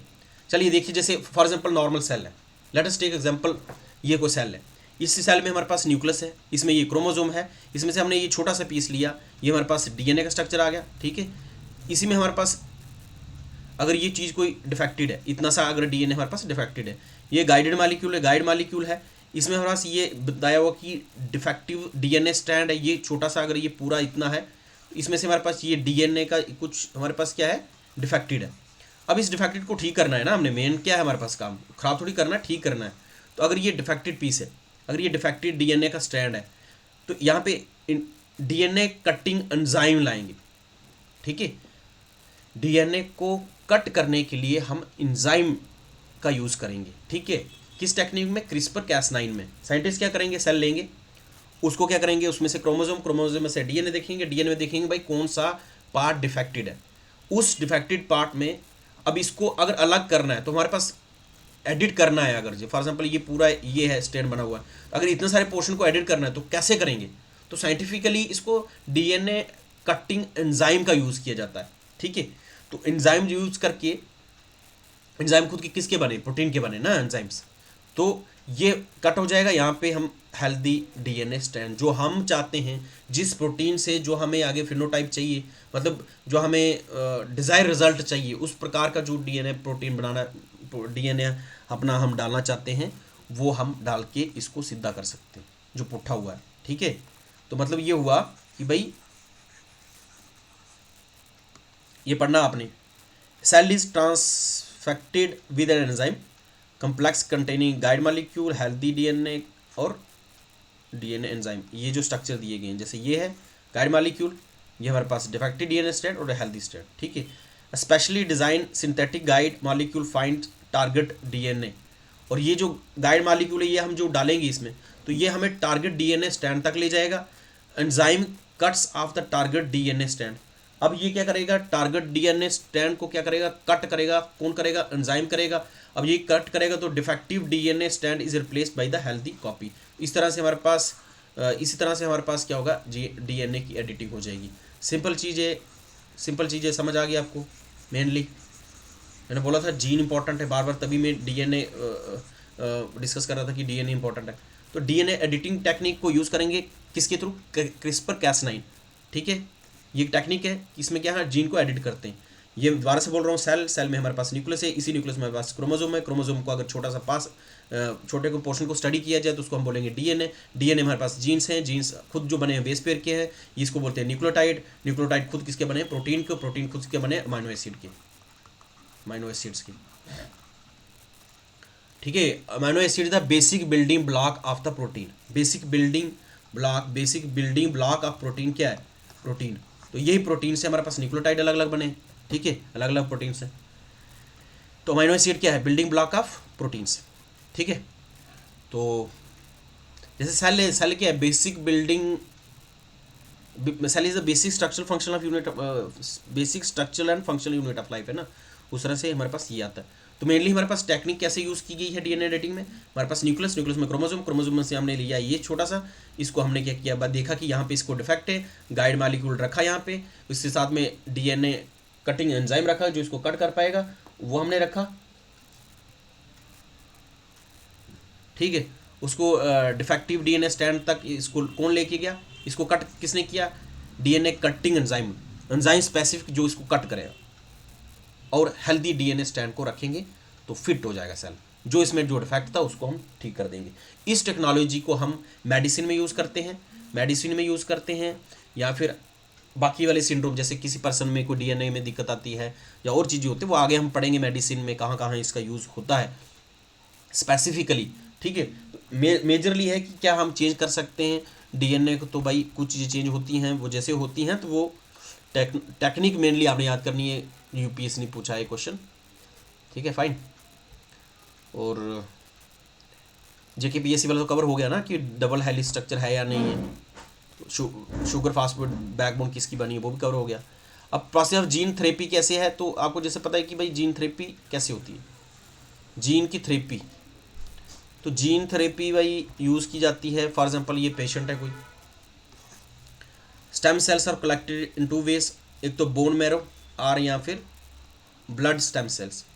तो जैसे आरबीसी हैं, आरबीसी रेड ब्लड सेल्स है हमारे पास, ब्लड सेल हमारी बॉडी में कहाँ बनते हैं, बोन मैरो में बनते हैं, बोन मैरो प्लस स्प्लीन में बनते हैं, लेकिन मेजरली हमारे पास बोन मैरो में बनते हैं, ठीक है, आरबीसी। अब बोन मैरो में अगर बन रहे हैं तो यहाँ से हमने ये उठाए, यहाँ पे केमोथेरेपी होगी, यहाँ पे जीन थेरेपी वेक्टर होगा, जीन थेरेपी वेक्टर, और यहाँ पे हमारे पास ये फोर्थ स्टेप और ये सारी चीज़ें हैं, दोबारा से इसको करेंगे। ये सारी जीन थेरेपी का हमारे पास प्रोसेस है, इसको हम आगे भी डिटेल में पढ़ेंगे, ठीक है। तो ये आपने मेजरली देखना है कि डायग्राम्स इंपॉर्टेंट है, ठीक है। आगे देखते हैं, इसमें जीन थेरेपी डिटेल में डिस्कस करेंगे। और ये कुछ एप्लीकेशन जैसे CAR T सेल थेरेपी हम कहाँ यूज़ कर रहे हैं, ठीक है, तो ये इंपॉर्टेंट है। जैसे हमारे पास एनिमल्स में अगर हम चेंज करना चाहें, ह्यूमन बींग्स में अगर चेंज करना चाहें तो कैसे होगा, हेमोफीलिया, सिंगल जीन म्यूटेशन जो है उसकी वजह से हेमोफीलिया हो जाता है, तो इंपॉर्टेंट है, ये भी एप्लीकेशन है, ये सारी एप्लीकेशन है। कट पेस्ट कैसे करेंगे उसको, ये भी हमारे पास एप्लीकेशन है, जीएनए डीएनए ट्रांसलेशन ट्रांसक्रिप्शन, ये सारी चीज़ें होनी चाहिए, ठीक है। तो ये हमारे पास बाकी जो है, ये हमारे पास जैसे जीन थेरेपी में हमारे पास जैसे कोविड-19 है तो कौन कौन से वैक्सीन का इम्पोर्टेंट है। चलिए थोड़ा सा 1 मिनट रुकिए, फिर लेक्चर स्टार्ट करते हैं। तो चलिए अगला हमारे पास जैसे रहता है कि फाइन, तो हमारे पास अगला जो टॉपिक इसी में है, जैसे डीएनए रेप्लिकेट करता है। तो डीएनए जो रेप्लिकेट करता है, ये हम स्ट्रक्चर डीएनए, ये आपने बेसिक देख लेना है कि भाई डीएनए का स्ट्रक्चर क्या है, बेसिक इन्फॉर्मेशन ये आपने पढ़ लेना, क्योंकि वही हमने डिस्कस किया है, वही चीज़ें हमने डिस्कस करी हैं, ठीक है। और जैसे फॉर एग्जांपल आप देखेंगे कि this is not important for exam point of view, but ये जो स्क्रीन पे आप देख रहे हैं, जैसे कैसे जो है डीएनए, जैसे क्रोमोसोम है, क्रोमोसोम कैसे मल्टीप्लाई कर रहा है अपने आप को, ठीक है। तो ये इंपॉर्टेंट है। जैसे कुछ फेजेस हैं माइटोसिस की, माइटोसिस मतलब हो गया division of cell, division of cell मतलब हो गया एक सेल से 2 बनना, 2 से 3, 4, 5, 6, 7 ऐसे करके बहुत सारे सेल बनना।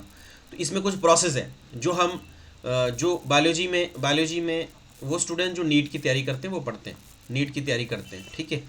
तो ये रिक्वायरमेंट नहीं है, सिर्फ पता होना चाहिए कि mitosis is the process in which the cell divide, ठीक है, मोर देन वन सेल, बस इतना ही डेफिनेशन याद करनी है। रिलेटेड टू किसके है वो पता होना चाहिए। जैसे इसमें प्रो फेज होती है, फिर से ये प्रो मेटाफेज होती है, मेटाफेज होती है, एनाफेज होती है, टेलियोफेज होती है, साइटोकाइनेसिस फेज होती है, cytology is the study of the. तो ये हमारे पास कुछ फेजेस हैं जिसमें हमारे पास क्या होगा, क्रोमोसोम, जैसे हमारे पास, जैसे फॉर एग्जांपल अब अगर सेल ही ले लेके चले हम जैसे स्पर्म और ओवम मिले, ठीक है, वो जब मिले उसके बाद जो कौन कौन सी फेजेस होगी वो डिवाइड कैसे करेंगे। तो जैसे एक सेल था, वो एक सेल से हमारे पास इतने सारे सेल बनेंगे, हमारे बॉडी के ऑर्गन बनेंगे, हमारी आंखें बनेंगी, सब कुछ बनेगा, तो कितने सारी डिवीज़न करनी पड़ेगी सेल को। तो वो कुछ फेजेस हैं, वो बताई गई हैं। Exam point of view important नहीं, सिर्फ फिर बोल रहा हूँ माइटोसिस इंपॉर्टेंट है। ये डायग्राम इसलिए बताई गई है कि कम से कम क्या चीज़ें हो रही हैं, अगर आपको नहीं समझ आ रहा तो देख सकते हैं कि भाई अगर बेसिक अंडरस्टैंडिंग आर्ट्स वाले स्टूडेंट को नहीं आ रही तो मतलब हो गया कि भाई ये न्यूक्लियस है, ये आगे पीछे जो चीज़ें हमने ऑलरेडी बताई, माइटोकॉन्ड्रिया वगैरह वगैरह जो है, इस फेज़ में क्या हो रहा है भाई, सेम का सेम सेल है। इस तरह से आगे अगर देखेंगे तो प्रो मेटाफेज में क्या हो रहा है कि भाई ये जो क्रोमोसोम न्यूक्लियस के अंदर है, अब देखिए यहाँ पे ये इधर है और ये किधर है, बाकी ये कैसे है, इसी की अगर आगे डिज़ाइन देखेंगे तो ये पूरे इस तरह से डिज़ाइन कर गए हैं ये, ठीक है।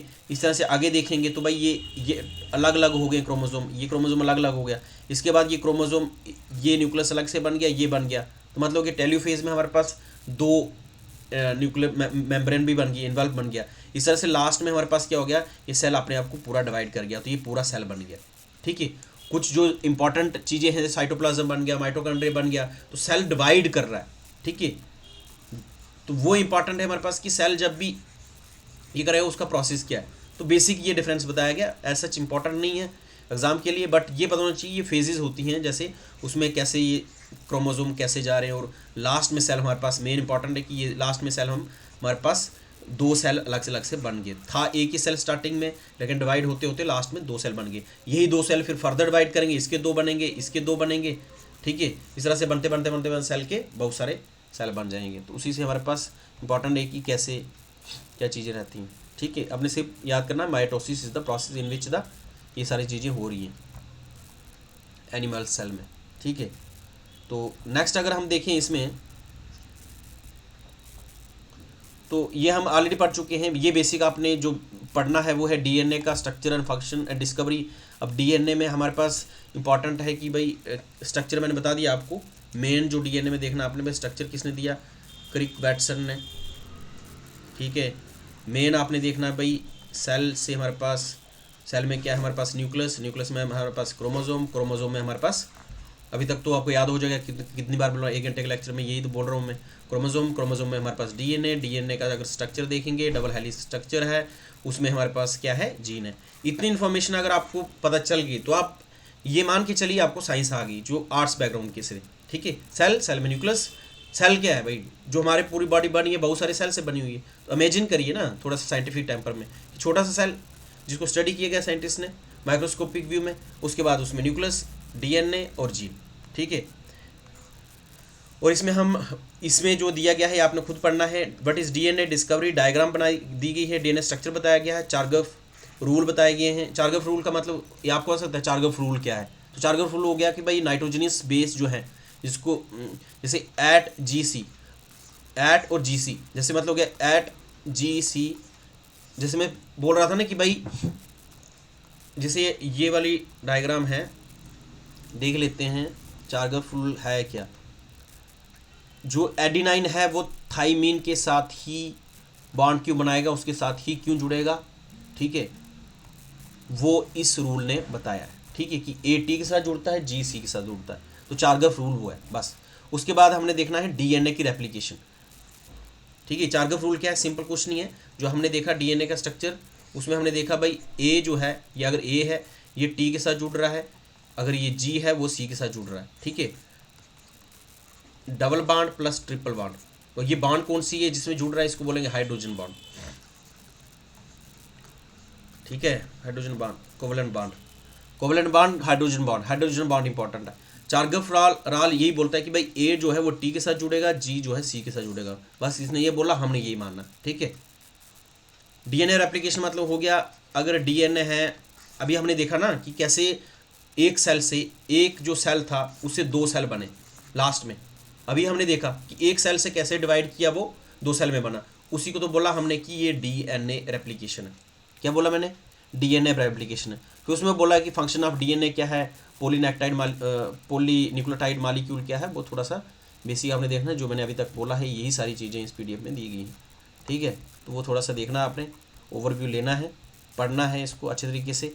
DNA is a group of molecule that is responsible for carrying and transmitting the hereditary materials or the genetic instruction from the parent to the offspring. बता दिया ना मैंने। तो who is called as father of genetics? George Mendel is called as father of genetics.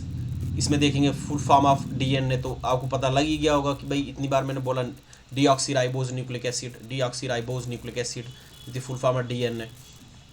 It is found in the prokaryotic cell and eukaryotic cell, दोनों में DNA होता है। तो क्या प्रोकैरियोटिक सेल में डीएनए होता है या नहीं होता है? भाई होता है। सिर्फ फ़र्क ये है कि भाई प्रोकैरियोटिक में हमारे पास कंपैक्ट स्ट्रक्चर जो है, एग्जैक्ट स्ट्रक्चर जो है न्यूक्लियस का नहीं होता है। यूकैरियोटिक में हमारे पास स्ट्रक्चर जो है वो अच्छा होता है न्यूक्लियस का, ठीक है। उसके ऊपर एनवेल्प भी होती है, एनवेल्प, ठीक है। तो ये कुछ टाइप से आरएनए की, A DNA, B DNA, Z DNA, ये थोड़ा सा देखना है आपने। Who discover DNA? तो सबसे पहले इनने डिस्कवर किया, बाद में वैटसन एंड फ्रांसिस क्रिक, इन्होंने डबल हेलिक्स स्ट्रक्चर की बात करी, ठीक है। तो पहले किसने किया, बाद में जो हम स्ट्रक्चर जो पढ़ रहे हैं एग्जाम में आता है वो आता है वैटसन वाला, ठीक है। तो यहाँ पे आप देख रहे हैं डीएनए फर्स्ट रिकॉग्नाइज किसने किया और आइडेंटिफाई किसने किया, उस बंदे का नाम कुछ और है। उसका नाम है Swiss biologist Johannes Friedrich Miescher in 1869 during his research on the white blood cells. उस टाइम इसने किया। Double helix structure of DNA molecule was later discovered through the experimental data by the James Watson and Francis Crick. Finally it was proved that DNA is responsible for the storing the genetic information of the living organism. तो overall हमने जितना भी DNA chromosome कर रहे थे, आपने एक line याद करनी है, DNA is responsible for storing the genetic information of the living organism. हो गया, इतना तो याद कर सकते हैं। चलिए डीएनए की डायग्राम देखनी है। डीएनए की डायग्राम देख लिया हमने।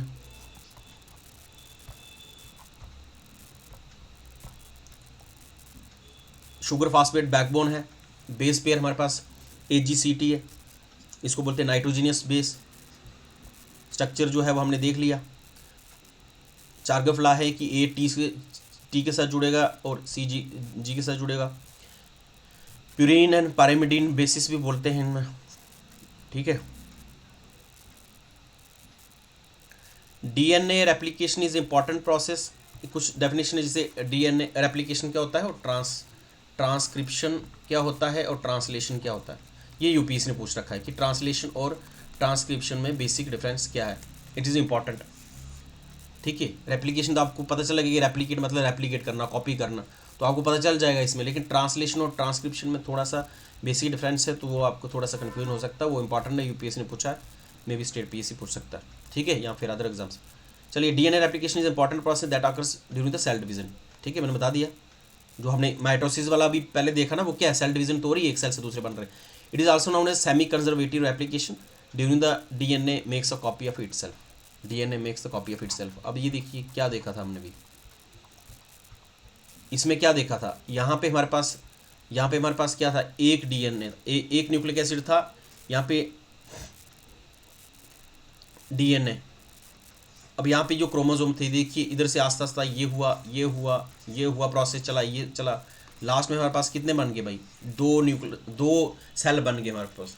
तो यही तो है डीएनए, हमारे पास क्या बन रहा है भाई, डीएनए रेप्लिकेशन हो रही है थ्रू द, कब हो रही है, जब सेल की डिवीजन हो रही है, माइटोसिस प्रोसेस हो रहा तब, ठीक है। तो सेल मल्टीप्लाई कर रहा है, इस प्रोसेस को बोलेंगे माइटोसिस।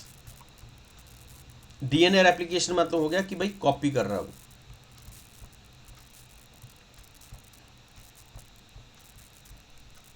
ठीक है। तो ये कुछ डायग्राम दी गई हैं, पढ़ के साथ साथ में डायग्राम देखनी है, पता चल जाएगा आपको कि मेनली काम क्या है। चलिए अगला हमारे पास ये रहता है कि भाई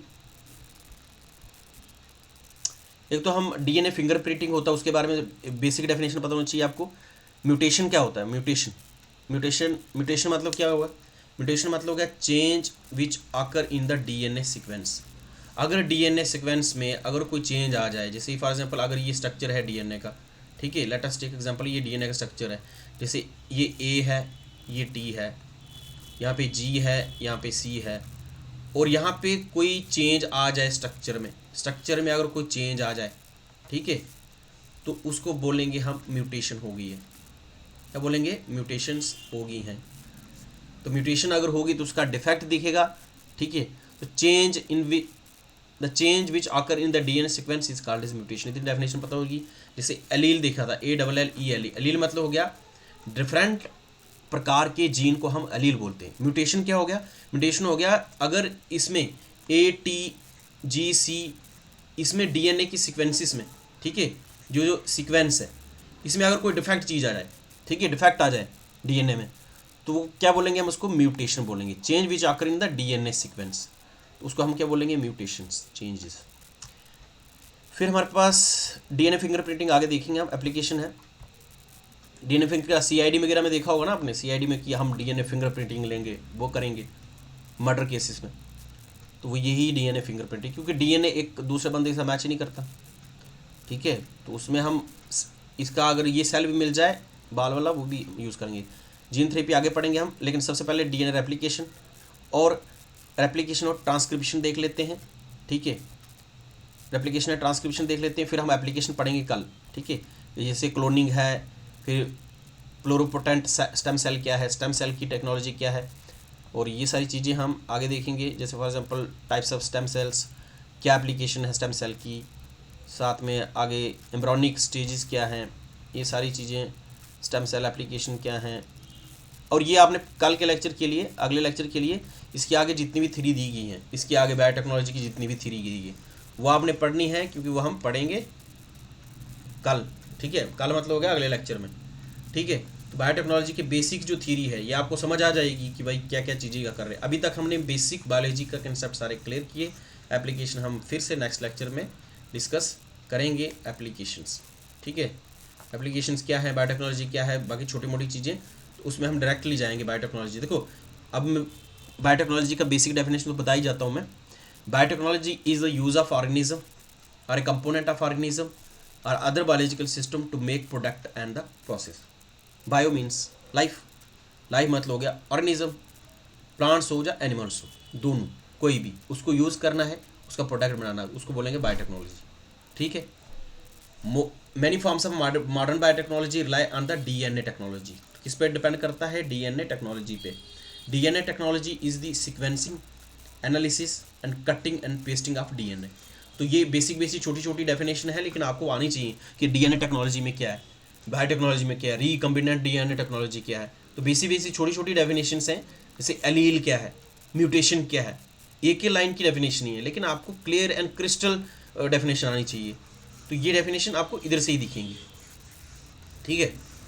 और जैसे biotechnology is the use of biology to solve problems and make useful products. Biotechnology is the product of therapeutic proteins and drugs that are in the genetic engineering. तो biotechnology invention can raise new practical concerns and ethical question that must be addressed with the informed put all the society। तो ये ethical कुछ concern भी रहते हैं biotechnology में, ठीक है। जैसे फॉर एग्जांपल हमने अगर कोई जेनेटिकली मॉडिफाइड क्रॉप्स बना दिए, जैसे हम आज की डेट में जीटी कॉटन होता है, जीएम जेनेटिकली मॉडिफाइड कॉटन है हमारे पास, बीटी ब्रिंजल है, गोल्डन राइस हैं, और ये सारी क्या हैं? ये हमारे पास बायोटेक्नोलॉजी की एप्लीकेशन ही है। तो उसका कंसर्न क्या, अगर वो खाएंगे, इंसान खाएंगे, तो कहीं ना कहीं हेल्थ पे अगर इम्पैक्ट पड़े, तो कहीं ना कहीं हमारे पास एथिकल कंसर्न रहता है कि कितना यूज़ किया जाए मेडिसिन में आगे पीछे। तो वो चीज़ें आपको क्लियरली पता होना चाहिए कि मिस यूज़ ना हो। एथिकल कंसर्न क्या है उसके लिए मैंने बता दिया। वो GS4 में भी एथिकल कंसर्न आ सकता है बायोटेक्नोलॉजी का, और GS3 में हमारे पास बायोटेक्नोलॉजी की एप्लीकेशन भी आ सकती है। ये हम आगे डिस्कस करेंगे, बट एक चीज़ हम डिस्कस कर लेते हैं, रेप्लिकेशन और ट्रांसक्रिप्शन, ठीक है। और ये आपने PDF पढ़ लेनी है, अपलोड हो चुकी है, रीड करनी है पूरी, जितने पेजेस की भी है, एक बार गो थ्रू हो जाना है, क्योंकि 2 क्वेश्चन आने हैं इसमें से। 2 MCQ मतलब हो गया 4 मार्क्स, 1 मार्क्स में नहीं छोड़ना हमने। लिमिटेड पढ़ रहे हैं, लिमिटेड ही चीज़ें या आएंगी, DNA replication is defined as the process involved in obtaining two daughter strands where each strand contains half of the DNA double helix. This happen in the S phase of the cell cycles. S phase तो phases ये याद करने की जरूरत नहीं है, phases S में होगा, फलाने में हुआ, लेकिन ये बताने की कोशिश किया रहा भाई DNA रेप्लिकेशन होगा, रेप्लिकेट करना अपने आप को, टू डॉटर स्टैंड बनते हैं जिसमें half of the DNA double helix structure होता है, ठीक है। और ये कौन सी फेज में होता है? S phase of cycle cell cycles, जो माइटोसिस वाली हमने अभी देखा। The enzyme that take part in the process of DNA are DNA polymerase and DNA helicase. तो ये इंपॉर्टेंट है कि ये जो एंजाइम है कौन से काम आते हैं यहाँ पे, DNA polymerase and DNA helicase. तो ये एंजाइम इंपॉर्टेंट है किसमें? DNA रेप्लिकेशन करते टाइम। अगर रेप्लिकेट करना है, कॉपी बनाना है, तो हमारे पास कौन से एंजाइम काम आएंगे? DNA polymerase, DNA helicase important है एंजाइम। ट्रांसक्रिप्शन क्या हुआ? On the other hand, replication पता चल गया आपको, तो ट्रांसक्रिप्शन क्या हुआ? Transcription on the other hand is the process of transferring genetic information from DNA to RNA। जब हम रेप्लिकेशन हुआ, DNA से DNA की कॉपी बनाई, ठीक है, लेकिन वो क्या बनेगी? Half of DNA double helix structure का हाफ बनेगा वो, ठीक है। लेकिन जब हम DNA से RNA बनाएंगे, ठीक है, तो उसको बोलते हैं ट्रांसक्रिप्शन। क्या बोलेंगे? ट्रांसक्रिप्ट किया। कहने मतलब हो गया कि DNA से यहाँ पे हमने RNA बनाना है, राइबोज न्यूक्लिक एसिड DNA से, उसको बोलते हैं ट्रांसक्रिप्शन। सिर्फ टर्म का पता होना चाहिए कि ट्रांसक्रिप्शन टर्म क्या है, DNA से RNA कन्वर्ट करना, बाकी कुछ भी जरूरी नहीं है। DNA एप्लीकेशन में टू स्टैंड बनेंगे, half of the DNA double helix, कौन सा एंजाइम होगा, इतना इन्फॉर्मेशन काफ़ी है। ट्रांसक्रिप्शन में सिर्फ होगा जेनेटिक इन्फॉर्मेशन DNA से RNA में ट्रांसफ़र करना, ट्रांसक्रिप्शन, ट्रांसफ़र, इसे याद करो, ट्रांसफ़र। ट्रांसक्रिप्शन से याद करो कि भाई ट्रांसफ़र करना, किसे करना है? DNA से RNA में, दैट इज़ द ट्रांसक्रिप्शन, ठीक है। This process is carried out in G1 and G2 phase of the cell. It catalyse by the RNA polymerase. It is catalyse by the RNA polymerase. तो important है कि भाई जब भी हम DNA को RNA में transferring genetic information from DNA to RNA करते, तो कौन सा कैटलिस्ट यूज़ करते हैं, एंजाइम होता है, उसका नाम है RNA polymerase. Just like this DNA polymerase and helicase. तो ये एंजाइम इंपॉर्टेंट है। रेप्लिकेशन क्या है, ये हमने ऑलरेडी पढ़ दिया। ट्रांसक्रिप्शन क्या है, ये सेम चीज़ है कि भाई the transcription the conversion of DNA molecule into RNA. RNA polymerase uses one of the DNA strand as a template to synthesize contemporary RNA molecule. RNA molecule is synthesized is known as transcript.